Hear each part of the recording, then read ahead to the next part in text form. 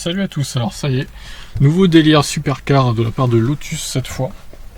La petite marque Lotus, désormais membre du groupe chinois Geely, défie la prestigieuse Bugatti, son premier modèle de l'ère nouvelle, est plus puissant que la Chiron, 2000 chevaux entièrement électrique. Voilà, 2000 chevaux, on se demande à quoi ça sert honnêtement. Mais bon voilà, c'est pour se la péter, 2000 chevaux évidemment dans la vie de tous les jours. Tout le monde va s'en servir, on va aller de 0 à 130 km/h en 2 secondes, ça va être sympa. Nous avons bien observé comment sont dessinés les prototypes du monde pour jouer avec l'air non seulement sur et sous la voiture mais aussi à travers. La Lotus Evija profite ainsi d'énormément d'appui aérodynamique. Bon, c'est vrai qu'elle est belle, évidemment.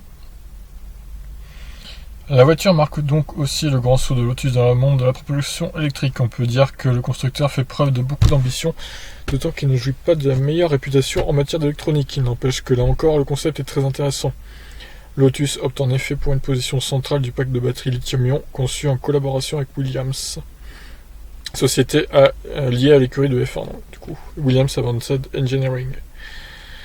Le poids total de l'Evija est de 1680 kg, ce qui est beaucoup pour une Lotus, mais peu par rapport à la moyenne des voitures électriques dont la masse est rarement inférieure à 2,2 tonnes. Bon, après, ça dépend lesquelles, parce que bon, une Zoé, ça fait pas 2 tonnes 2, un Kona, un Niro non plus, une Model 3 non plus, donc non, du coup, c'est un peu faux ce qu'ils disent.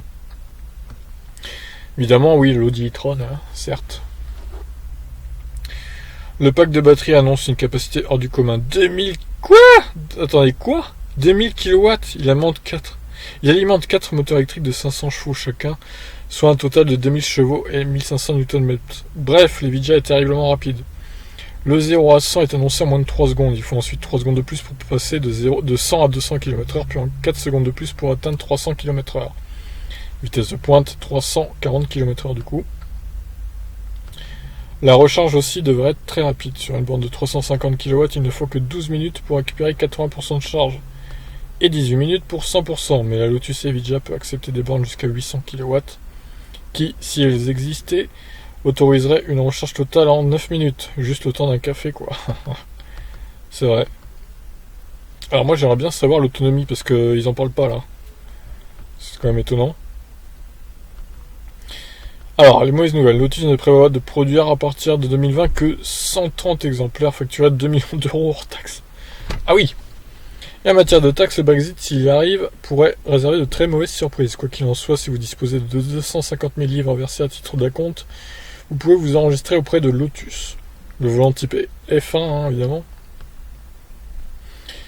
Bon, on n'a pas l'autonomie, c'est cool. C'est dommage, je trouve. Mais elle doit pas avoir beaucoup d'autonomie. Parce que là, c'est pas précisé, donc j'imagine que si elle en avait beaucoup, ça serait précisé.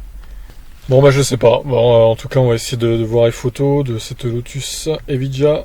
Elle est belle, Elle est belle, on dirait une voiture de prototype de 24 heures du Mans, du coup. Elle pourrait même aller dans la catégorie, la future catégorie d'endurance, la LMP1, parce que ça va être des voitures comme ça qu'il y aura en 2021, il me semble.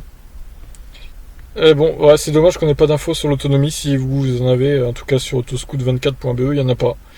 Donc étonnant. Bon, on aurait bien aimé savoir quand même. C'est dommage. Allez, je vous laisse, n'hésitez pas à réagir, ciao.